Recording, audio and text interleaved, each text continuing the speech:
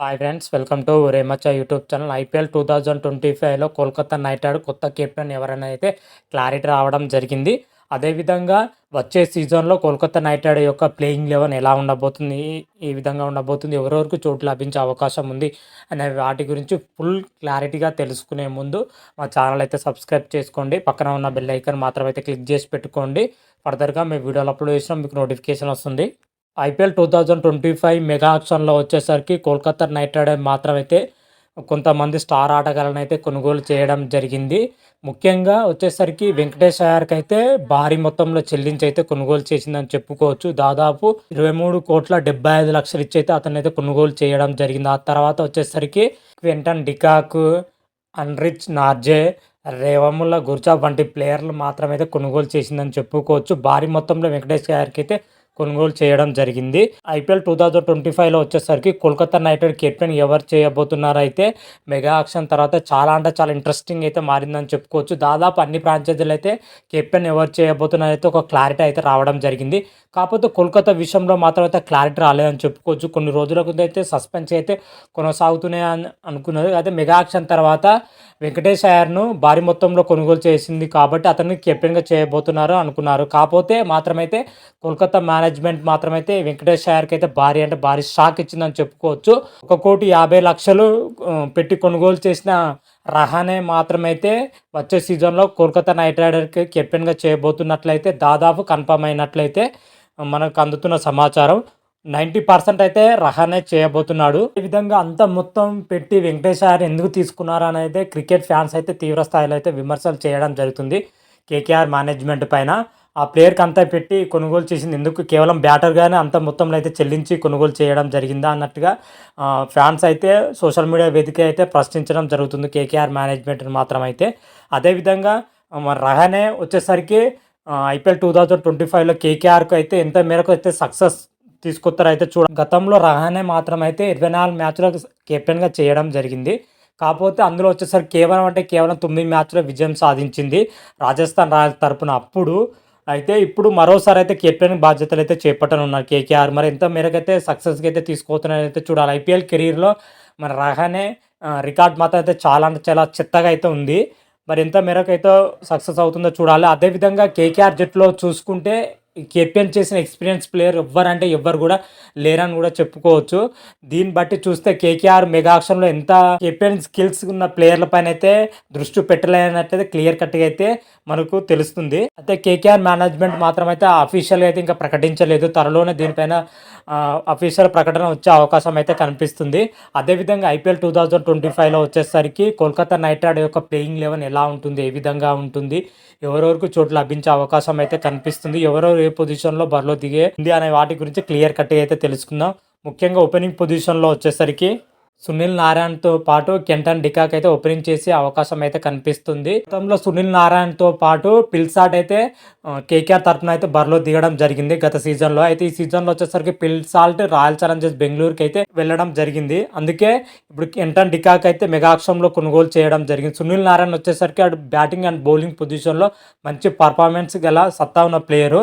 రీసెంట్గా జరిగిన T20 కెరియర్లో సునీల్ నారాయణ్ మంచి ప్రదర్శన అయితే కనబరుస్తున్నారని చెప్పుకోవచ్చు. సౌత్ ఆఫ్రికా లీగ్లో కానీ అదేవిధంగా కరేబియన్ లీగ్లో కానీ సునీల్ నారాయణ్ తన యొక్క ప్రదర్శన అయితే కాన్స్టెంట్గా అయితే రాణిస్తున్నారని చెప్పుకోవచ్చు. అదేవిధంగా మరి కెంటన్ డికాక్ మాత్రం అయితే రీసెంట్గా జరిగిన T20 సిరీస్లో వచ్చేసరికి అనుకున్నంత స్థాయిలో రాణించలేకపోతున్నాడు. పూర్తిగా విఫలం అవ్వడం జరిగింది. దీన్ని బట్టి చూస్తే కెంటన్ డికాక్ ఐపీఎల్ 2025లో ఎంత మేరకు రాణిస్తారని అయితే చూడాలి. మూడో పొజిషన్లో వచ్చేసరికి అజింక్య రహానే బరిలో దిగే అవకాశం ఉంది. ఎందుకంటే అజింక్య రహానే కేకేఆర్ కెప్టెన్గా చేస్తున్నాడు కాబట్టి ప్రతి మ్యాచ్లో బరిలో దిగే అవకాశం అయితే కనిపిస్తుంది. అజింక్య రహానే గత సీజన్ చెన్నై సూపర్ కింగ్ తరపున అనుకున్నంత స్థాయిలో రాణించలేదు. కాకపోతే అంతకుముందు 2 సీజన్లో అజింక్య రహానే చెన్నై తరపున అద్భుతమైన ప్రదర్శన చేయడం జరిగింది. మరి కేకేఆర్ తరపున ఎంత మేరకు ఆకట్టుకుంటాడో అయితే చూడాలి. 4th పొజిషన్లో వచ్చేసరికి వెంకటేష్ అయ్యర్ అయితే బరిలో దిగనున్నారు. గత సీజన్లో వెంకటేష్ అయ్యర్ కోల్కతా నైట్ రైడర్ విశ్వ విజేతలో కీ రోల్ పోషించే విషయం తెలిసిందే. మరోసారి అతనైతే భారీ ధర వెచ్చించి అయితే కొనుగోలు చేయడం జరిగింది. ఎందుకంటే మిడిల్ ఆర్డర్ బ్యాటింగ్ పొజిషన్లో వెంకటేష్ అయ్యర్ కీ రోల్ పోషించే అవకాశం ఉంది కాబట్టి అతన్నైతే భారీ ధర వెచ్చించి అయితే కొనుగోలు చేయడం జరిగింది. అదేవిధంగా ఐదో పొజిషన్‌లో చూసుకుంటే రింకు సింగ్ రానున్నాడు. రింకు సింగ్ వచ్చేసరికి ఫినిషర్ పొజిషన్‌లో పర్ఫెక్ట్‌గా సెట్ అవుతున్నాడు. అటు టీమిండియాలో మంచి ప్రదర్శన కనబరుస్తున్నాడు. అదేవిధంగా టీ20లోని మంచి ప్రదర్శన అయితే కనబరుస్తున్నాడు. రింకు సింగ్ మాత్రం అయితే మరోసారి కేకేఆర్‌కి అయితే వెన్నుముకలా ఉండే అవకాశం అయితే కనిపిస్తుంది క్లియర్ కట్‌గా. ఆ తర్వాత చూసుకుంటే ఆండ్రూ రస్సెల్ అయితే రానున్నాడు. ఆండ్రూ రస్సెల్ అయితే బిగ్ ఈటర్ అని చెప్పుకోవచ్చు. ఎటువంటి మ్యాచ్‌నైనా మలుపు తిప్పే సత్తా ఉన్న ప్లేయర్ అని చెప్పుకోవచ్చు. అటు బ్యాటింగ్‌తో పాటు బౌలింగ్‌లో కూడా రాణించగల ప్లేయరు. రీసెంట్‌గా జరిగిన టీ20 కెరియర్‌లో మన ఆండ్రూ రస్సెల్ మంచి ప్రదర్శనే కనబరుస్తున్నాడని చెప్పుకోవచ్చు. అదేవిధంగా ఐపీఎల్ 2025లో వచ్చేసరికి ఎంత మేరకు ఆకట్టుకుంటాడో చూడాలి. అదేవిధంగా రవణదీప్ సింగ్ వచ్చేసరికి ఐపీఎల్ 2025లో ఎంత మేరకైతే ఆకట్టుకుంటాడైతే చూడాలి. గతంలో అతని ప్రదర్శన మాత్రం అయితే అంత మేరకైతే లేదు. ఒక మాదిరిగా అయితే ఉండడం జరిగింది. మరి వచ్చే సీజన్‌లో మరి ఎంత మేరకు ఆకట్టుకుంటాడో చూడాలి. అదేవిధంగా 8దో స్థానంలో వచ్చేసరికి వైభవ్ ఆరోరా వచ్చే అవకాశం అయితే కనిపిస్తుంది. వైభవ్ ఆరోరా వచ్చేసరికి ఎంత మేరకు ఆకట్టుకుంటాడో చూడాలి. అదేవిధంగా బౌలర్‌లో వచ్చేసరికి హర్షిత్ రాణా, వరుణ్ చక్రవర్తి, అంకిత్ నార్జే మాత్రం అయితే వచ్చే అవకాశం ఉంది బౌలింగ్ పొజిషన్‌లో. వీళ్ళు నలుగురు మాత్రమైతే బౌలింగ్ పొజిషన్‌లో, ముఖ్యంగా హర్షిత్ రాణా మాత్రమైతే ఆస్ట్రేలియాతో జరుగుతున్న బోర్డర్ గవాస్కర్ ట్రోఫీలో మంచి ప్రదర్శన కనబరుస్తున్నాడు టీమిండియా తరపున. బౌలింగ్ అయితే వేయడం జరుగుతుంది హర్షిత్ రాణా మాత్రమైతే. అదేవిధంగా వరుణ్ చక్రవర్తి వచ్చేసరికి రీసెంట్‌గా బంగ్లాదేశ్‌తో జరిగిన టీ20 సిరీస్‌లో గానీ, అదేవిధంగా శ్రీలంకతో జరిగిన టీ20 సిరీస్‌లో గానీ, అదేవిధంగా సౌత్ ఆఫ్రికా జరిగిన టీ20 సిరీస్‌లో వరుణ్ చక్రవర్తి స్పిన్‌తోనైతే ఆకట్టుకోవడం జరిగింది. రెగ్యులర్ స్పిన్నర్‌గా టీ20 జట్టులోకి అయితే రావడం జరిగింది మన టీమిండియాలోకి.